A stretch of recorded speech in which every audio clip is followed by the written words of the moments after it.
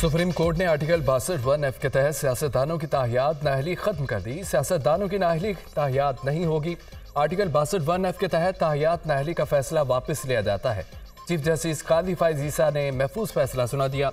नवाज शरीफ और जहांगीर तरीन के ताहियात नाअहली भी खत्म। सुप्रीम कोर्ट ने 6 के तनासब से फैसला सुनाया। समीउल्लाह बलोच केस का फैसला भी खत्म कर दिया।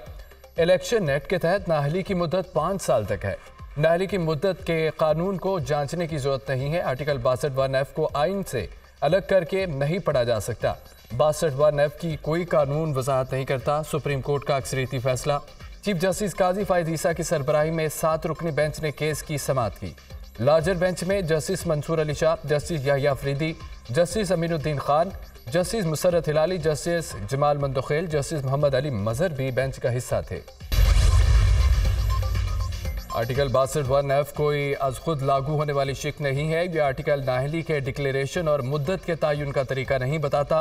अदालती डिक्लेरेशन के जरिए 62(1)(f) की तशरीह इसको दोबारा लिखने के मुतरादिफ है। अदालती डिक्लेरेशन देने के हवाले से कोई कानूनी तरीकाकार मौजूद नहीं।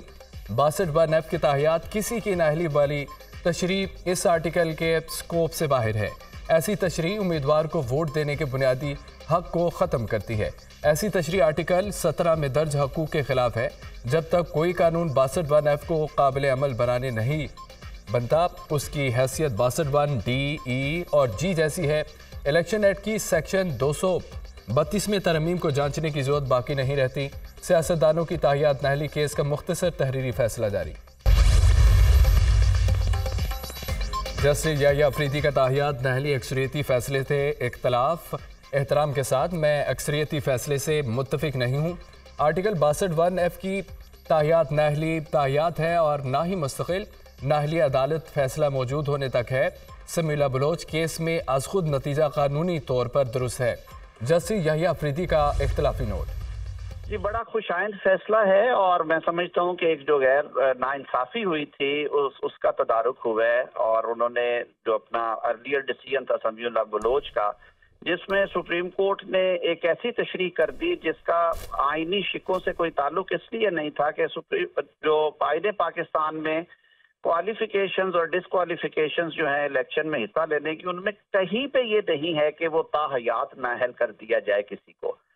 वहाँ पे टाइम मुकर्रर किए गए हैं या उस इलेक्शन की हद तक है या जो मैक्सिमम पीरियड है वो 5 इयर्स का है। सुप्रीम कोर्ट ने, मैं समझता हूँ कि पिछले केस में भी जो supreme court practice and procedure है, उन्होंने अपनी अना का मसला नहीं बनाया।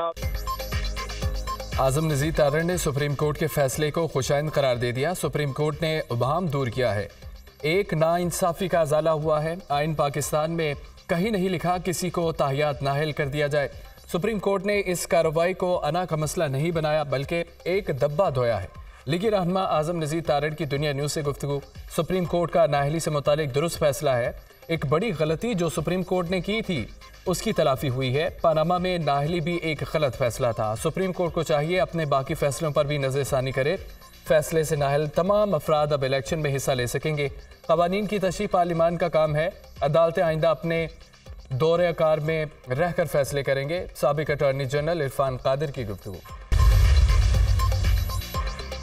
Army chief general Syed Asim Munir का 2 रोज़ा दौरा बहरीन। सिपह सलार के बहरीन के बादशाह हमद बिन ईसा अल खलीफा से मुलाकात। आर्मी चीफ की बहरीन के वली अहद, बहरीन डिफेंस फोर्सेस के कमांडर और नेशनल गार्ड के कमांडर से भी मुलाकातें। पाक बहरीन फौजी और सिक्योरिटी ताउन से मुतालिक अमूर पर तबादला ख्याल। बहरीन के बादशाह ने आर्मी चीफ को बहरीन के फौजी एजाज order of Bahrain first class से नवाजा। मुअज़्ज़िज़ीन के दहशत गर्दी के खिलाफ जंग में पाक फौज की कामयाबियों की तारीफ। इलाकाई अमन और इस्तेहकाम के लिए पाक फौज की जारी कोशिशों को सराहा। आर्मी चीफ ने इंसदाद दहशत गर्दी की तरबियती मश्क से मुतालिक एक मुजाहरे का भी मुशाहिदा किया। ISPR।